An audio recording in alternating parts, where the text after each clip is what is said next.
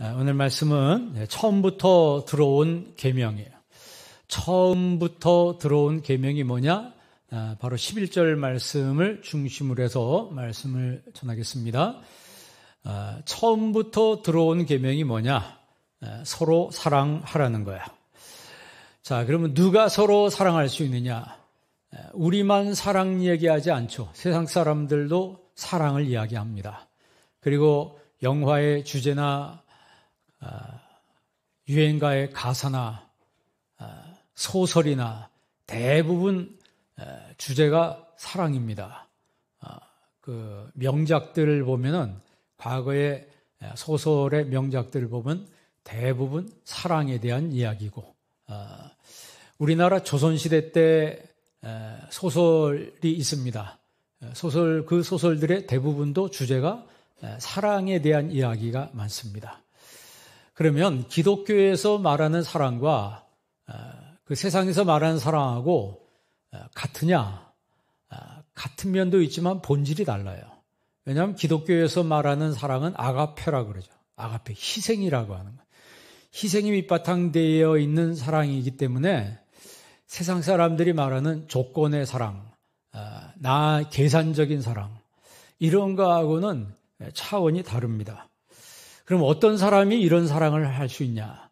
구원받은 사람이 알 수 있는 거예요.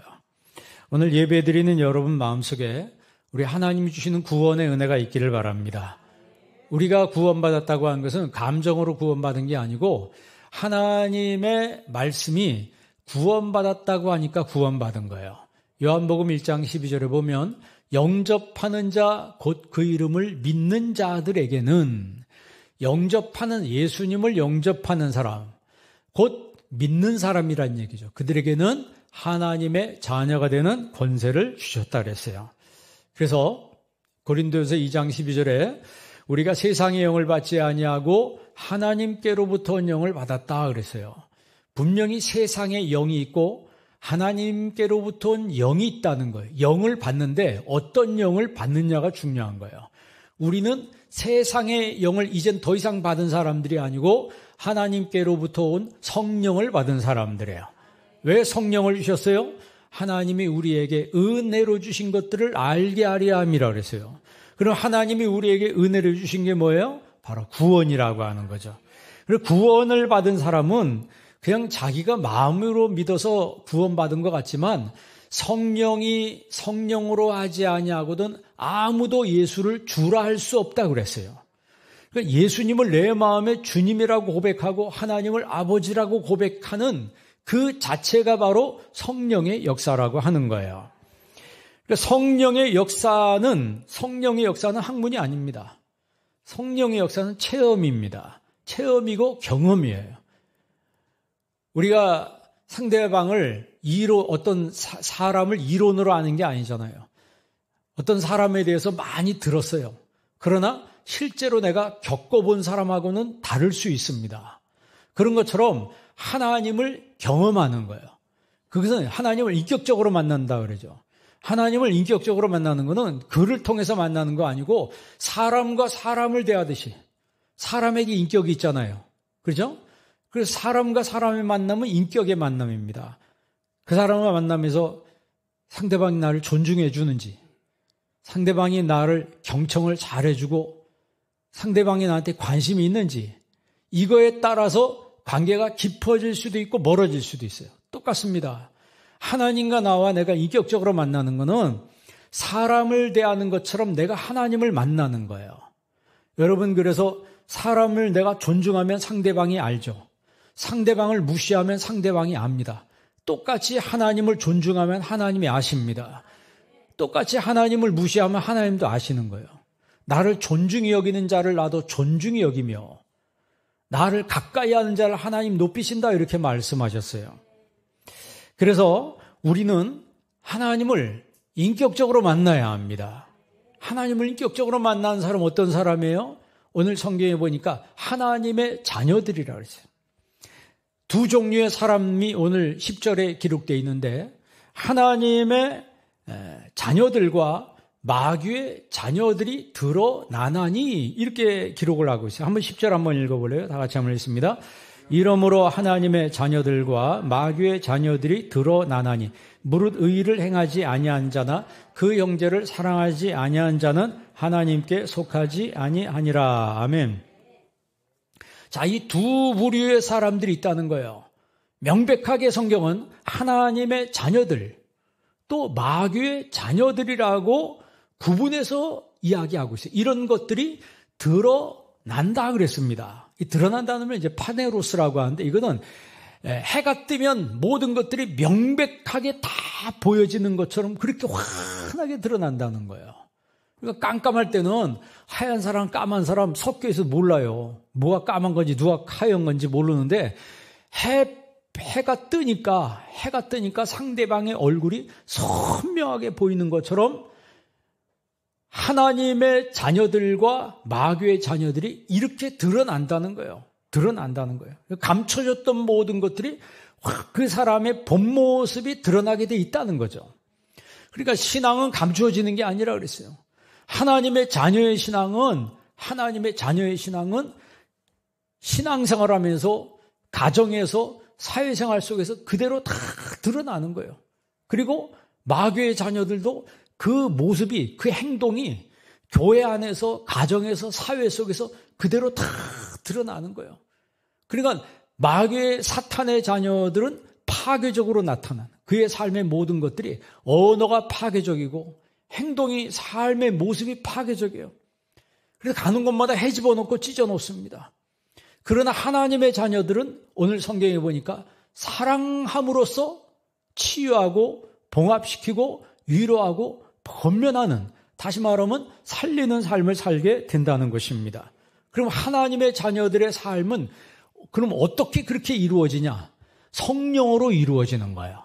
하나님의 자녀의 삶은 성령으로 이루어지는 거예요. 그러니까 여러분 이거 잊어버리면 안 돼요. 성령이 내 가운데 임재할 때 특징이 뭐예요? 성령이 임재할 때 그 성령이 그 사람에게 임재하는지 안 하는지 보려면 특징이 뭐냐면 사랑이라고 하는 거예요. 고린도전서 12장에 보면 성령의 은사가 있습니다. 성령의 9가지 은사가 있는데 말씀의 지혜의 말씀의 은사, 지식의 말씀의 은사, 믿음의 은사, 영분별의 은사, 예언의 은사, 방언의 은사, 방언 통역의 은사, 여러 가지 은사가 있는데 그 12장 맨 마지막에 더욱 큰 은사를 사모하라 이렇게 말씀하시면서 13장에 사랑은 이렇게 시작해요. 사랑은 오래 참고 사랑은 온유하며 사랑은 시기하지 아니하며 무례하지 아니하며. 그러니까 은사 중에, 성령의 은사 중에 가장 큰 은사는 뭐다? 사랑의 은사라는 거예요. 그러니까 은사를 받았다고 해서 성숙한 게 아닙니다. 은사를 받았다고 해서 성숙한 게 아니에요. 우리가 그 고린도서 12장에 있는 그 은사, 이 은사가 막 나타날 때 굉장히 그 사람들이 충만하죠. 옛날에 신앙생활 할 때 보면 성령의 은사가 교회에서 그때는 막 새벽 기도할 때도 많이 나오니까 성령의 은사가 강하게 나타나요. 방언도 하고 예언도 하고 통변도 하고 막 하는데 이상하게 교회가 시끄러워. 말이 많고 시끄러워. 왜 그러냐면 은사는 받았는데 성숙하지를 못했어요. 제 동생이 목사인데 미국에서 이제 목회를 하고 있는데 그 원래 음악을 전공했어요. 그래서 목사 안수 받고 미국 갔는데 미국 교회를 출석을 했는데 그 교회 지휘자가 비게 돼서 성가 지휘를 하게 됐는데 어느 날 저한테 전화가 왔어요. 아주 그냥 미국 교회도 머리 아프다는 거예요. 왜 머리 아프냐 하더니 여기도 말이 그렇게 많은지 모르겠대. 우리 교회는 안 그런데 성가대 지휘하는데 성가대 여인네들이 말이 그렇게 많다는 거예요. 막 박 터진대, 그릇 깨진대. 그거는 왜 그래요? 뭐 한국 교회나 미국 교회나 똑같다는 거예요. 어디 왜 사람 사는 데는 똑같지 뭐. 사람 사는 데 다 똑같지 않냐. 인종만 다른 거지. 근데 은사가 있는데 그 은사를 성숙하게 하는 게 뭐냐면 바로 사랑이라는 거죠. 그 은사를 무르익게 만들고 그 은사를 더 가치 있게 만드는 것이 바로 사랑이라고 하는 거예요. 그런데 반대로 사랑이 없으면 다 무가치하다는 거예요. 다 가치가 없다는 거예요. 그러니까 사랑이라고 하는 것이 밑바탕에 뿌리가 돼 있어야지 그 외에 다른 은사들이 더 빛나게 된다는 거죠. 그래서 성령이 임재하는 증거, 성령이 그 사람과 함께하는 그 증거가 뭐냐? 사랑하느냐 안 하느냐 보면 아는 거예요. 사랑이 없으면 그러죠. 사랑이 없으면 내가 사람의 방언과 세상의 모든 비밀과 지혜가 있다 할지라도 소리나는 구리와 울리는 꽹과리 같다 그랬어요. 아무리 내가 어떤 지혜를 받고 큰 은사를 받았다 할지라도 사랑이 없으면 꽹과리 신앙이나 똑같다는 거예요. 꽹과리. 소리만 요란하지 실제로 보면 하나님 보실 때 아무것도 아닌 거예요. 그러니까 성령의 열매가 성령의 9가지 열매 아니에요? 그러니까 성령이 그 사람에게 진실로 임하면 그 성령의 열매가 자연스럽게 나타난다는 거예요. 그게 성화라고 그래요. 성화. 그러니까 그 열매로 그들을 알리라라고 예수님 말씀했잖아요. 그러니까 신앙생활은 말에 있는 것이 아니고 실천에 있다는 거죠. 예수님이 마태복음 7장에 있어요. 그의 7장에 말씀했어요. 그의 열매로 그들을 알리라. 그러니까 바울도 그랬죠. 고린도 교회가 얼마나 시끄러웠어요. 말이 많고. 내가 가서 그들의 말하는 것을 알아볼 것이 아니요 그들의 능력을 알아볼 것이라 그랬어요. 그렇죠. 말을 가지고는 우리가 그러잖아요. 하룻밤에도 만리장성을 쌓는다고 그러잖아요. 말이 중요한 것이 아니고 능력이 나타나느냐 안 나타나느냐 이게 중요한 거라는 거예요. 그러면 마귀의 자녀들은 누구냐? 마귀의 자녀들은 오늘 여기 보니까 10절 다시 한번 보세요. 의를 행하지 아니하는 자나 그 형제를 사랑하지 않는 자다 그랬어요. 그럼 이 마귀의 자녀들에 대해서 신명기 13장 13절에 이야기하고 있습니다. 한번 읽어볼래요? 신명기 13장 13절입니다. 너희 가운데서 어떤 불량배가 일어나서 그 성읍 주민을 유혹하여 이르기를 너희가 알지 못하던 다른 신들을 우리가 가서 섬기자 한다 하거든. 그러니까 하나님을 잘 믿고 있는데 살살 꼬셔가지고 우리 여기 교회 말고 저 딴 데로 가자. 여기 말고 더 좋은 데가 있어. 더 좋은 신이 있어. 더 좋은 데가 있어. 유혹해가지고 데려가는 이 사람들을 불량배라 그랬어요. 이거를 히브리 말로 베네벨리알이라고 했어요. 여러분 벨리알이라고 많이 들어봤죠? 이 벨리알이란 말은 이제 무가치하다는 그런 뜻인데 결국 본 뜻은 사탄을 의미하는 거예요. 그럼 벤의 원형은 뭐냐면 벤입니다. 벤이 뭐냐면 아들이란 뜻이에요. 그러니까 사탄의 자식이란 뜻이에요. 사탄의 자식. 그 사탄의 자식이 신앙에서 떨어지도록 자꾸 유혹하고 미혹을 한다는 거예요.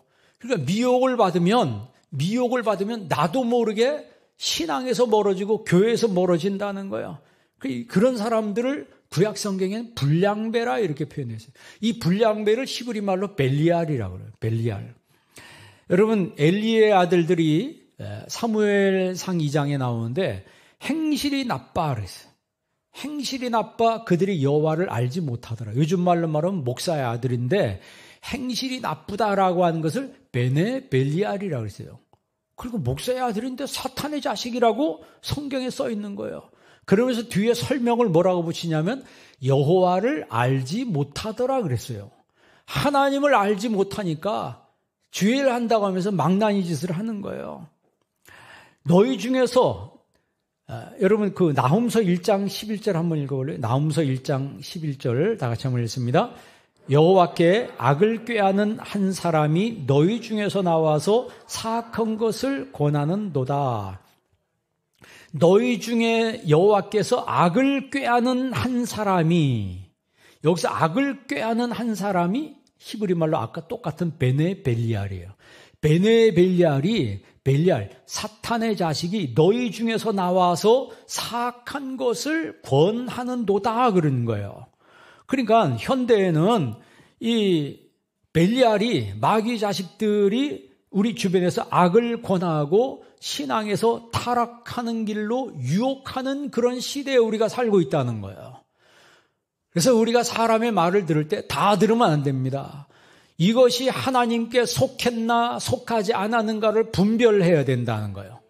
분별하지 못하면 유혹받아가지고 신앙에서 떠나고 교회에서 떠나고 그래서 내 신앙을 망가뜨리는, 내 삶을 망가뜨리는 그 결국 추적해서 올라가 보면 거기 베네 벨리알이 거기 있더라고 하는 거예요.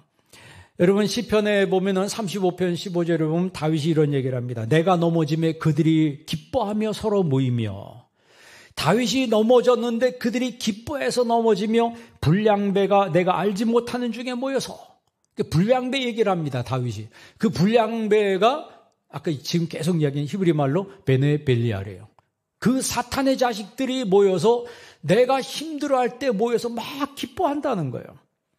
그들이 모여서 나를 찢기를 맞이 아니하도다 그랬어요. 한 구절 더 볼래요? 고린도후서 6장 15절 한번 읽어봅시다. 고린도후서 6장 15절. 그리스도와 벨리알이 어찌 조화되며 믿는 자와 믿지 않는 자가 어찌 상관하며. 그리스도와 벨리알이라고 했어요. 이 벨리알이 바로 구약성경 우리가 읽은 그 벨리알입니다. 그리스도와 사탄이 어떻게 조화하냐 이 말이에요. 어떻게 상관하며. 그 다음 16절도 한번 읽어볼래요? 16절 읽습니다. 하나님의 성전과 우상이 어찌 일치가 되리요? 우리는 살아계신 하나님의 성전이라. 이와 같이 하나님께서 이르시되 내가 그들 가운데 거하며 두루 행하여 나는 그들의 하나님이 되고 그들은 나의 백성이 되리라 하셨느니라. 아멘. 하나님의 성전과 우상이 어찌 일치가 되리요? 여러분, 하나님의 성전과 우상이 일치가 돼야 안 돼요? 일치가 안 되죠. 일치가 안 되는 거예요. 여러분, 세상에 어디 다른 종교 보면 우상을 크게 세우는 데가 있습니다. 그 우상하고 교회하고 어떻게 일치가 되냐? 일치가 안 되는 거예요. 그런 것처럼 우리는 하나님의 살아계신 성전이라 그랬어요. 그러니까 오늘 예수님을 믿는 여러분이 바로 하나님의 성전입니다. 똑같이 고린도전서 3장 16절에 뭐라고 그랬어요? 너희가 하나님의 성전인 것과 하나님의 성령이 너희 안에 거하는 걸 알지 못하느냐 그랬어요. 왜 우리를 하나님의 성전이라 그래요? 하나님이 우리 몸을 성전 삼고 성령께서 우리 안에 계신다는 거예요. 내 심령은 지성소예요. 하나님이 거하시는. 너희가 하나님의 성전인 것과 하나님의 성령이 너희 안에 거하는 것을 알지 못하느냐. 너희가 하나님의 성전을 더럽히면 하나님이 멸하시리라 그랬어요. 하나님의 심판이 있다는 거예요. 그래서 내가 하나님의 성전인 것을 아는 사람은 이 땅에 살 때 구별된 삶을 살게 된다는 거예요. 그러면 구별된 삶을 사는 사람의 삶의 특질이 뭐냐? 특질이 뭐냐? 그게 바로 서로 사랑하는 것입니다. 서로 사랑하는 거예요. 자, 그러면 처음부터 들어온 계명이 뭐예요? 자, 11절 다 같이 한번 읽습니다. 우리는 서로 사랑할지니 이는 너희가 처음부터 들은 소식이라. 아멘. 처음부터 들은 소식인데 왜 그게 계명인가요? 이 소식을 안겔리아라고 그래요. 안겔리아란 말은 선포된 소식이라는 거예요. 그럼 선포된 내용이 뭐예요? 하나님의 말씀이에요. 하나님의 말씀이 선포되는 그 말씀이 바로 계명이라고 하는. 계명이 선포된 거예요. 그러면 한 번 선포된 거예요? 아니에요. 처음부터 계속 선포된 거예요. 여러분, 오늘 서로 사랑하라. 처음 들은 거예요? 많이 들어온 거예요? 많이 들어온 거예요. 근데 잘 돼요? 안 돼요? 대답이 없어요. 잘 안 돼서 문제지. 듣기는 서로 사랑하라. 유치원 아이들도 교회 다니면 서로 사랑하라. 얼마나 많이 들어요. 그런데 실제로 삶에서 해보려면 이게 잘 안 되거든. 그게 삶의 훈련이 안 돼서 그래요. 훈련이 안 돼서 그래요. 여러분, 요한일서 3장 16절과 요한복음 3장 16절이 굉장히 오버랩이 되는데 오늘 본문 말씀 3장, 요한일서 3장 16절 한번 읽어볼래요? 다 같이 한번 읽습니다. 그가 우리를 위하여 목숨을 버리셨으니 우리가 이로써 사랑을 알고 우리도 형제들을 위하여 목숨을 버리는 것이 마땅하니라. 아멘. 잘 보세요. 그가 우리를 위하여 목숨을 버리셨으니 그가 누구냐면 예수님이 우리를 위하여 나를 위하여 십자가를 지셨다는 얘기예요. 이 요한일서 3장 16절이 요한복음 3장 16절하고 오버랩되는 말씀이에요. 요한복음 3장 16절은 어떻게 시작돼요? 하나님이 세상을 이처럼 사랑하사. 그 말은 하나님이 나를 끔찍하게 사랑하사 독생자를 주셨으니 예수님을 주셨으니 이는 그가 십자가의 죽으심으로 인하여 우리로 하여금 멸망치 않고 영생을 얻게 하려 함이라 그랬어요. 그러니까 중요한 것은 예수님이 목숨을 버리셨다는 거예요. 이 버렸다는 말 영어 성경에 보면 lay down이라고 그러죠. 내려놨다는 거죠. 여러분, 내가 목숨을 내려놓으면 다 내려놓을 수 있는 거예요. 여러분, 서로 사랑하라고 했을 때 내 마음속에 상대방을 미워하는 마음이 있고 섭섭해하는 마음이 있고 내 마음속에 시기하는 마음이 있고 이런 마음이 그득 찬 상태에서 우리가 예배를 한다면 그 예배가 될 수가 없는 거예요. 그래서 먼저 내려놓으시길 바랍니다. 예수님이 내려놨다고 그랬어요. 그러면 우리도 내려놔야 되는 거예요. 혹시 여러분 삶 속에 내 마음에 안 드는 사람이 있다면 그런 마음도 내려놓으시길 바랍니다. 미워하는 사람이 있으면 그 미워하는 마음도 내려놔야 되는 거예요. 왜? 예수님이 내려놨으면 우리 다 내려놔야 되는 거예요. 그럴 때 비로소 자연스럽게 사랑이 되는 것이죠. 그런 건 내려놓지 않고 아무리 말씀 들어도 소용이 없는 거예요. 제가 목회하면서 귀신 들린 사람 초반에 목회 초기에 귀신 들린 사람이 자꾸 오더라고 교회에. 그런데 그 특징을 보니까 미워한 사람이 아주 심하게 미워할 때 악한 영이 들어가는 걸 제가 확실히 봤어요. 아, 이 사람이 미워하면 안 되는구나. 그러니까 미워한 마음이 막 드는 건요. 귀신이 역사하니까 그런 마음이 막 드는 거예요. 그러니까 여러분, 하나님의 자녀들과 마귀의 자녀들이 나타나니 여러분 교회 다니면 다 하나님의 자녀예요? 아닙니다. 아까 우리가 지금 구약성경 읽었잖아요. 벨리알이라는 말이 막 여러 번 나오는데 불량배라고 그랬잖아요. 불량배가 마귀 자식들이라는 얘기예요. 그게 어디 있는 거예요? 이스라엘 사람 중에서도 그런 사람이 많다는 거죠. 이스라엘 사람은 다 하나님의 자녀들 아닙니까? 성경에는 아니라는 거예요.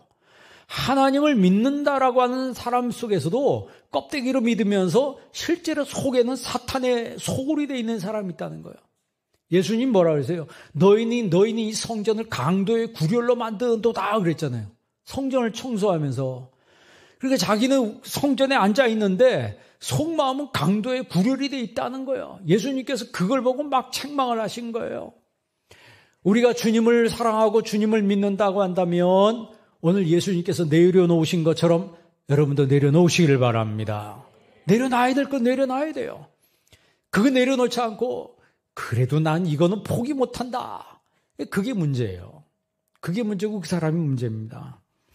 그가 우리를 위하여 목숨을 버리셨으니 목숨을 내려놨다는 거예요. 그런 것처럼 우리도 형제를 위하여 목숨을 버리는 것이 마땅하니라. 어떻게 여러분 우리가 형제를 위해서 목숨을 버릴 수 있겠어요?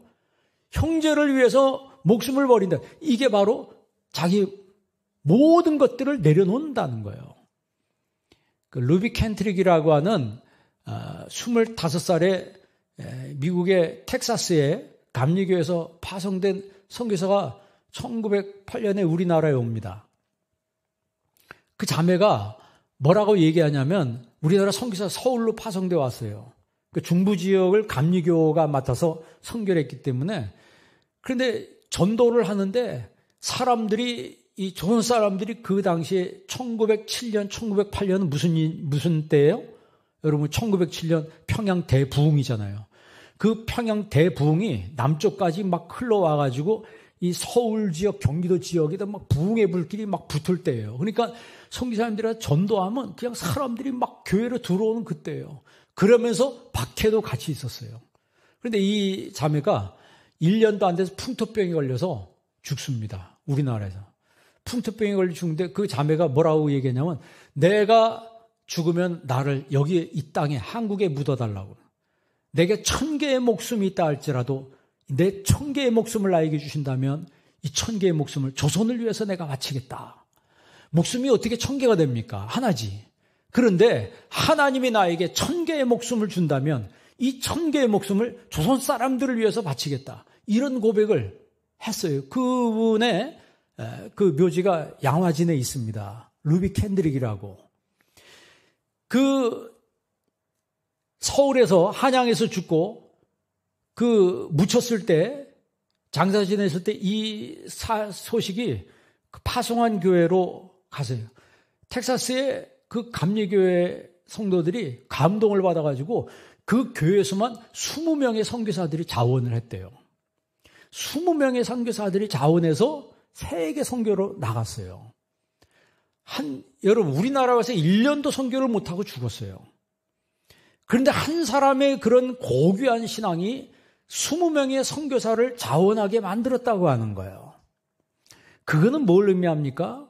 참으로 예수님께서 우리를 위해서 목숨을 버렸으니 우리도 목숨을 버리는 것이 마땅하도다. 이것은 가장 기본적으로 우리 믿는 사람들이 내려놔야 될 것을 내려놔야 된다는 거죠. 내려놓으면 아무런 문제가 없습니다. 서로 사랑하라 그랬어요. 여러분, 서로 많이 사랑하시길 바랍니다. 여러분, 가족을 많이 사랑하시길 바랍니다. 교회 성도들 많이 사랑하시기 바랍니다. 여러분, 직장에서 서로 사랑하시길 바랍니다. 혹시 직장에서 내가 마음에 안 들고 미워한 사람 있으면 그 마음을 내려놓으시길 바랍니다. 미워하면 내 안에 병이 와요. 다른 사람을 미워하면요, 내 안에 병이 옵니다. 나도 모르는 사이에 그 병이 계속 자라요. 나중에 큰 병이 될 수도 있어요. 그러니까 지혜로운 사람은 하나님 말씀대로 미워하는 마음, 내 마음속에 상대방을 안 좋아하는 마음을 내려놔야 되는 거예요. 그게 바로 내가 사는 길이에요. 우리 옆 사람한테 인사합시다. 사랑합니다. 영상으로 예배드린 분도 같은 가족한테 얘기하세요. 사랑합니다. 여러분, 사랑하는 여러분 정말 이 사랑, 예수님께서 서로 사랑하라 그랬어요. 너희가 서로 사랑하면 이로써 모든 사람이 너희가 내 제자인 줄 알리라 그랬어요. 예수님의 제자는 그냥 무리가 아닙니다. 오클루스가 아니에요. 오합지졸이 아닙니다. 예수님의 정말 훈련된 그런 제자된 사람들은 그 어떤 상황도 사랑으로 풀어나가는 사람들이에요. 사랑으로 풀어나가도 모자란데 오해로 풀어나가고 그걸 인간이 그 이상한 것 관계로 막 풀어나가면 관계가 다 망가집니다. 그러니까 여러분, 피스메이커가 있고 스트레스 메이커가 있다고 그랬어요. 사람마다 달라요.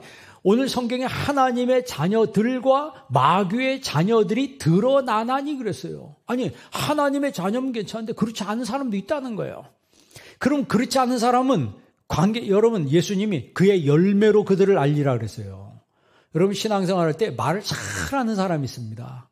말을 본능적으로, 생리적으로 말을 잘하는 사람이 있어요. 근데 신앙이 좋은데 말도 잘 못하는 사람이 있어요. 기도해도 어눌어눌하고, 기도 한 번 시키면 그냥 일주일 내내 고민하고 고통스럽다고 그런 사람도 있어요. 왜 그러냐면 원래 말을 잘 못해요. 말이 중요한 게 아니고 그 사람의 열매가 중요한 거예요. 열매. 예수님은 우리의 말을 보는 것이 아니고 우리의 열매를 보신다 그랬어요.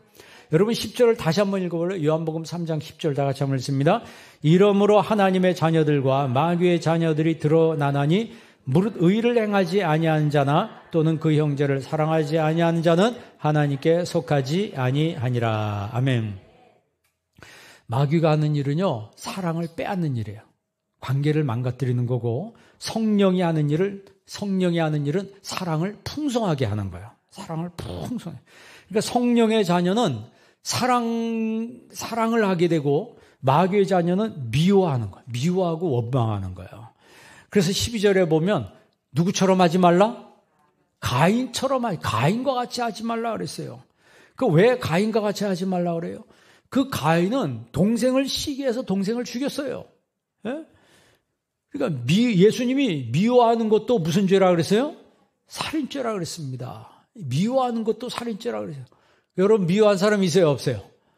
미워한 사람 있으면 지금 살인죄 짓고 있는 거예요. 이거 무서운 겁니다. 가인과 같이 하지 말라. 가인과 같이 하지 말라. 왜 가인이 동생을 죽입니까?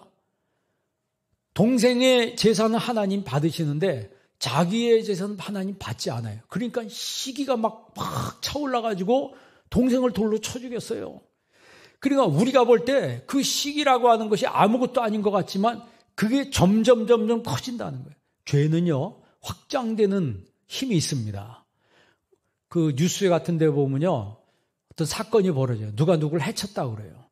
왜 그러냐면 그 사람한테 처음에 죄가 착상돼서 그게 점점 확장됩니다. 점점 커지니까 나중에는 실제 범죄를 저지르게 되는 거예요. 예수 믿는 사람 우리에게 그런 생각이 그럼 없느냐? 예수 믿는 우리에게도 그런 생각이 들어옵니다.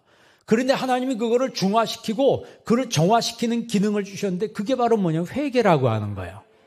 내가 그런 나쁜 생각이 들 때 빨리 회개하면 거기서 내가 빨리 탈출할 수가 있는 거예요. 탈출하지 못하면은 그 오랜 시간 동안 누굴 미워하면서 누굴 싫어하는 마음을 가지고 계속 살아가고 있어요. 여러분, 그런 마음을 내려놓으시길 바랍니다. 그런 마음을 내려놓으라는 거예요. 하나님이 아벨과 그 제물을 받으신 것은 그의 믿음 때문에 받으신 거예요. 그런데 이 가인은 비교의식에 사로잡혀가지고 아벨을 시기해서 결국 아벨을 죽입니다. 여러분, 우리 마음속에 가인이 들어오면요, 싫은 사람이 많이 생겨요. 싫은 사람이 자꾸 생기고 미워하는 사람이 자꾸 생겨요. 왜 그래요? 내가 지금 누구처럼 돼가고 있는 거예요? 가인처럼 가인화 돼가고 있는 거예요. 그랬을 때 우리가 살아가는 방법은 뭐예요? 빨리 회개해야 되는 거예요. 빨리 회개해야 되고 성령의 은혜가 내 심령 가운데 충만하도록 기도해야 합니다. 그럴 때 성령의 힘으로 사랑하는 거지, 인간적인 감정으로 나한테 잘해주면 나도 잘해주고 못해주면 나도 역시 똑같이 못해주고 기브 앤 테이크다, 이게 아니라고 하는 거예요. 요셉의 형제들이 12명이잖아요. 12명인데 요셉이 몇 번째예요? 11번째입니다. 그런데 그 요셉의 동생이 하나 있는데 12번째 막내가 베냐민이에요. 베냐민과 요셉은 어머니가 누구예요? 라헬이에요. 그러니까 전부 배다른 형제들인데 10명의 형제들이 위에 쭉, 10명의 형이 위에 쭉 있는데 그 10명의 형이 요셉을 싫어하는 거예요. 요셉을 싫어. 왜 요셉을 싫어해요? 아버지 야곱이 요셉한테는 항상 자색 옷을 입혀서. 그러니까 저 녀석이 맨날 좋은 옷만 입고 다니고 아버지의 사랑을 항상 독차지하니까 저기 싫었어요. 그런데다가 뭐 꿈을 꿨는데 형들의 볏집단이 나한테 저라고 나한테 다 저라고 이러니까 아주 기분 나쁜. 요셉만 보면 뭐예요? 기분 나빴어요. 여러분, 사람 보다가 그 사람 딱 보면 기분 나쁜 사람 있어요, 없어요? 그 사람 생각만 해도 기분 나쁘고, 그 사람 밥 먹다가 그 사람만 생각나면 밥맛이 갑자기 뚝 떨어지고. 요셉의 형들이 그랬다는 거예요. 그러니까 요셉이 형들한테 아버지 심부름으로 도시락 갖다 주다가 가지러 갖다 주러 갔는데 그 요셉을 보고 붙잡아다 죽이려고 그러잖아요. 죽이려고 그래요. 그래서 구덩이에 집어넣었어요. 굶어 죽으라고. 그런데 여기서 굶어 죽이니 차라리 애굽 상인한테 팔아버리자. 은 20에 팔아버렸어요. 그리고 요셉의 옷을 벗겨가지고 양을 죽여서 양의 피를 갖다 묻히고 아버지한테 가서 거짓말을 합니다. 아이고, 아버지, 요셉이 짐승한테 찢겨 죽었습니다. 어째요? 야곱이 식음을 전폐하죠. 왜 야곱이 요셉을 그렇게 편애했어요? 라헬이 일찍 죽었잖아요. 그 형들의 어머니는 멀쩡하게 살아있는데 그 요셉과 베냐민의 어머니는 일찍 죽었어요. 그러니까 이 아버지 야곱은 요셉을 볼 때마다 라헬이 생각나니까 마음이 찢어지게 아픈 거예요. 그러니까 걔들한테, 그것도 말째잖아요. 맨 마지막 둘 명이니까 그렇게 잘해주는데 형들이 그걸 못 보는 거예요. 시기가 나가지고. 이게 인간의 마음이라고 하는 거예요. 자기에게는 많은 것이 다 준비되어 있는데 누가 조금 잘 되면 그걸 못 봐주는 게 인간의 마음이라고 하는 거죠. 그럼 우리 그리스도인도 그래야 되냐? 그리스도인도 그럴 수 있다는 걸 성경에 말씀하고 있는 거예요. 그래서 주님이 오늘 우리에게 말씀하시는 게 뭐예요? 그럼에도 불구하고 너희들은 서로 사랑해야 된다는 거죠. 서로 사랑해야 된다는 거예요. 아가페라고 하는 건 희생이라고 하는 거예요. 내가 손해본다 생각하면 문제될 게 하나도 없습니다. 그런데 나는 똑같이 해야 되며 똑같이 받아야 되며 똑같이 대우를 받아야 되며 나는 저 사람보다 더 나은 걸 받아야 되고, 여러분, 이런 생각을 가지게 되면 힘든 거예요. 신앙생활 하면서도 감사도 하나도 없고, 그 사람은 뭐한데 왜 나는 이렇게 되며, 이런 쓸데없는 생각이 내 마음속에 확 들어오면 나도 모르는 사이에 그 뭐가 돼? 벨리알이 되는 거예요. 벨리알이. 나도 모르는 사이에 벨리알이 되는 거예요. 여러분, 기도할 때 하나님 벨리알이 되지 않도록 해주세요. 기도하시기 바랍니다. 벨리알이 되지 않도록 기도하세요. 분명히 성경에는 하나님의 자녀들과 마귀의 자식들이 드러난다 그랬습니다. 아니 누구 똑같은 사람인데. 그런데 하나님은 구분해서 보신다 그랬잖아요. 여러분 요한복음 3장 요한일서 3장 14절 오늘 본 말씀 요한일서 3장 14절 한번 읽겠습니다. 우리는 형제를 사랑함으로 사망에서 옮겨 생명으로 들어간 줄 알거니와 사랑하지 아니한 자는 사망에 머물러 있느니라. 아멘. 자, 형제를 사랑함으로 사망에서 어디로 가요? 생명으로 간다는 거예요. 그러면 해야 돼요? 안 해야 돼요? 사랑해야 되는 거예요.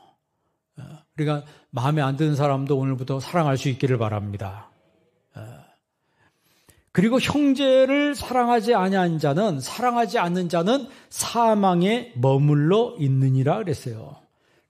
사망에 머물러 내 안에 사랑이 없으면 내 안에 사랑 대신에 사망이 와 있다는 거예요. 사망에 와 있다. 그러니까 그 사람에게는 무슨 냄새가 나요? 사망의 냄새가 나는 거예요. 똑같이 멀쩡히 살아있는데 눈, 코, 입 다 뜨고 숨쉬고 살아있는데 그 사람한테 냄새가 나는데 그리스도의 향기가 나는 것이 아니고 사망의 냄새가 난다는 거예요. 그러나 성령의 사람은 사랑의 냄새가 나는 거예요. 사랑의 향기가 나는 거예요.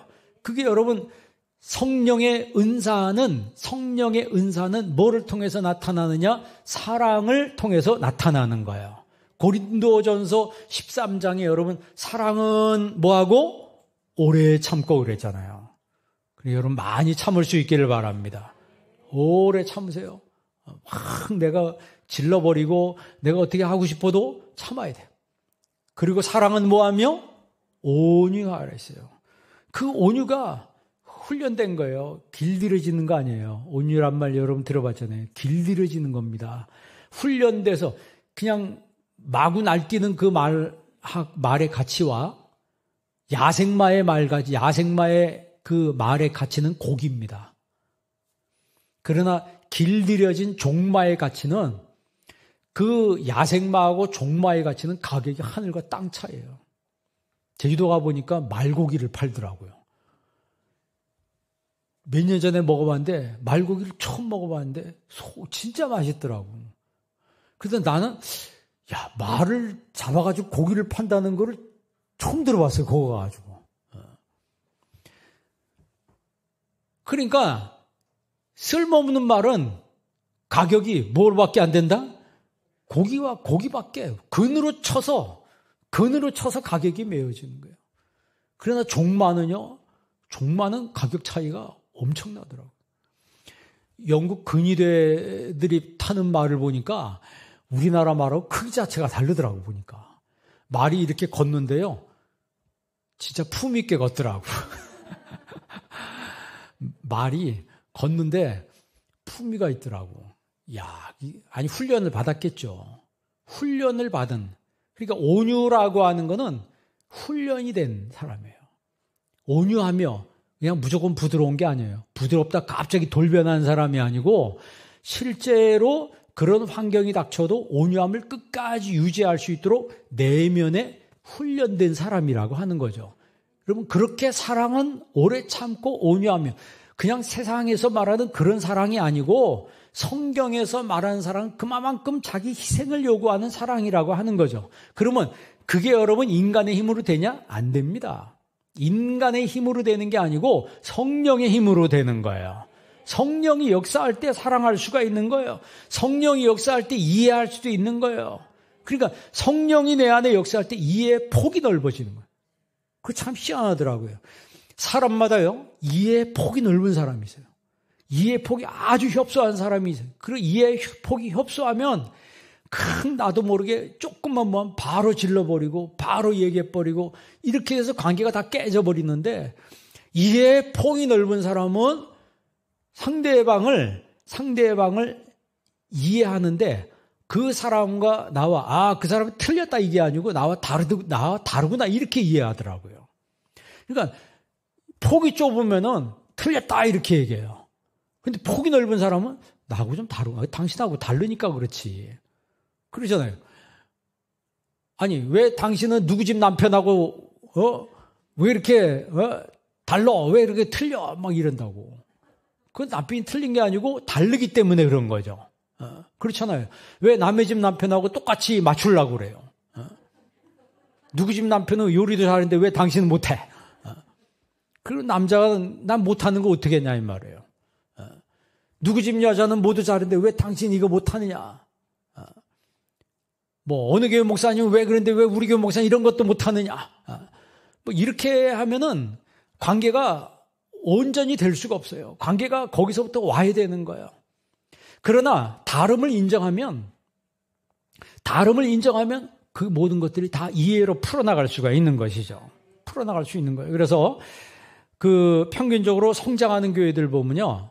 성장하는 교회와 정체성을 보인 교회 특징이 있는데 부흥하고 성장하는 교회 교인들을 보니까 특징이 사랑 지수가 높다는 거예요. 성장하고 부흥하는 교회 성도들 한 명 한 명을 조사한 내용입니다. 통계 조사된 거예요. 부흥하고 성장하는 교회 성도들의 특징이 사랑 지수가 높다는 거예요. 그럼 정체되거나 퇴보하는 교회의 특징을 보면 성도들의 사랑 지수가 현저하게 떨어진다는 거죠. 그러니까 사랑 지수가 높은 교회는 교회에 어려움이 있다 할지라도 그걸 빨리 극복한대요. 그걸 빨리 극복하고 정상으로 돌아와서 회복하는 능력이 굉장히 빠른데 이 사랑 지수가 낮은 교회는 이게 회복을 못 한다는 거예요. 회복을 못 해가지고 막 휘청거리다가 결국 교회가 뒤로 자빠지거나 뭐 이렇게 된다 그러죠. 사랑 지수가 높은 교회는 교회 성도들이 웃음이 많대요. 웃음이 많고 화기애애해야 돼요. 그래서 서로 칭찬을 많이 한대. 칭찬을 많이 한대. 우리가 이번에 보니까 주보에 각 기관에 우리 회장님들 새로 뽑았어요. 그리고 작년에 올해 한 해 동안 수고하신 분들이 있어요. 그분들 또 어떻게 해줘야 돼요? 정말 수고했다고. 서로 칭찬해주고 격려해주고 새로 뽑히신 분들은 박수 쳐주고 정말 한 해 동안 열심히 해보라고. 이렇게 정말 사랑지수가 높은 교회는 이게 교회에 올 마음이 생기고 일하고 싶은 마음이 생기는 거예요. 그런데 뭐 조금 일 가지고 뒤에서 흉보고 뭐가 어쨌든 이 말하기 시작하면 이게 굉장히 이게 사랑지수가 현저하게 떨어진 교회이기 때문에 어려움이 한 번 오면 큰 위험을 만나게 될 가능성이 큰 교회라고 하는 거죠.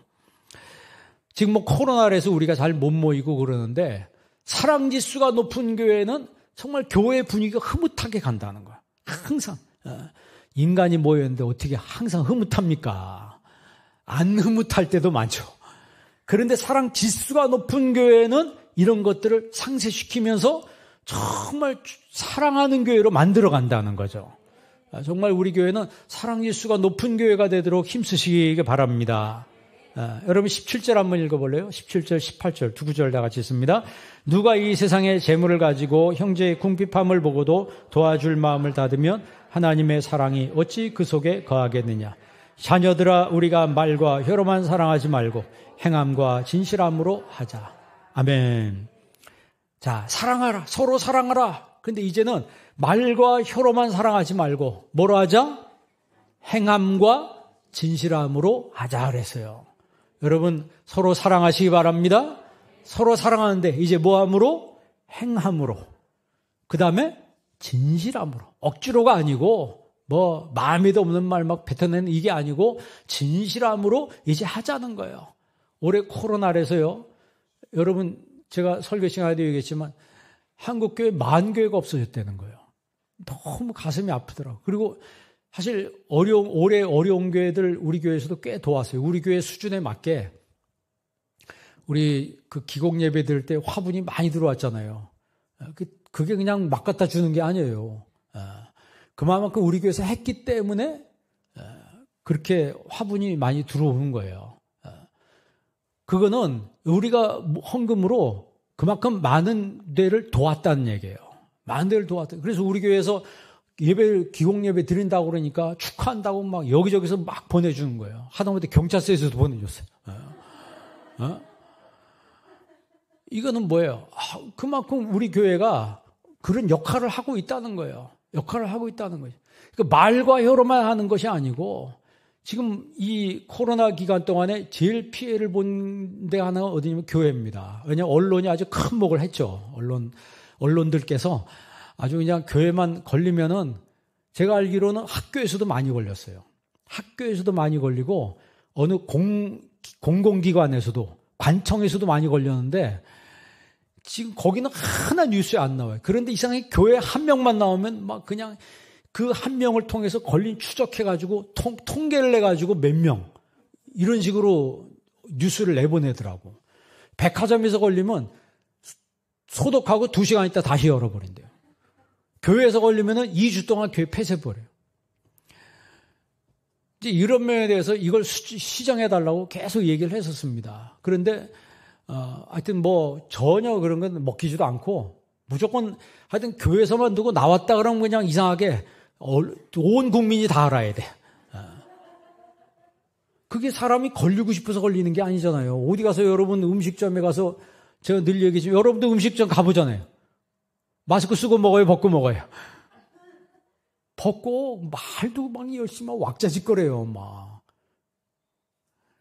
어떻게 어디서 걸릴지 우리는 모르는 거예요. 그런데 교회 온 사람들은 다 마스크 쓰는데 그 걸린 교회 보면 꼭 뭘 먹었더라고. 먹지 말아야 되는데 어떻게 됐든 우리가 이 어려움을 겪었어요. 어려움을 겪어서 우리가 서로 돕는 거는 하나님이 기뻐하시는 거예요. 돕는데 그냥 돕는 게 아니고 사랑함으로 돕는 걸 하나님이 기뻐하신다는 거죠. 자, 오늘 우리가 과거로부터 들어온 말씀이라는 거예요. 우리가 처음부터 들어온 계명 뭐라고요? 서로 사랑하라는 거예요. 그러면 이제 서로 사랑하는데 우리가 18절에 보니까 어떻게 사랑하자? 행함과 진실함으로 하자는 거예요. 행함과 진실함으로 하자. 그럴 때 하나님이 영광을 받으시는 거예요. 이제 여러분 우리가 정말 신앙생활을 할 때 말로 하는 것이 아니고 우리의 열매를 보여주는 것이 중요하다. 행함과 진실함으로 사랑하는 여러분 되시길 주의 이름으로 축원합니다. 기도하겠습니다. 하나님 아버지 감사합니다. 저희들에게 서로 사랑하라고 말씀하셨습니다. 우리 안에 죄가 있고 우리가 부정한 관계로 서로 사랑하지 못하고 서로 힘들어할 때가 있습니다. 주님 저희들을 긍휼히 여겨주시고 불쌍히 여겨주셔서 다친 우리의 마음이 열리게 하여 주옵시고 내려놓지 못했던 거 이제는 내려놓을 줄 아는 믿음을 더하여 주옵시고 주님이 주신 계명 서로 사랑하라고 하는 이 말씀을 온전히 저희들의 삶 속에 실천하며 사는 주님의 제자가 되게 하여 주옵소서. 예수님의 이름으로 기도합니다. 아멘.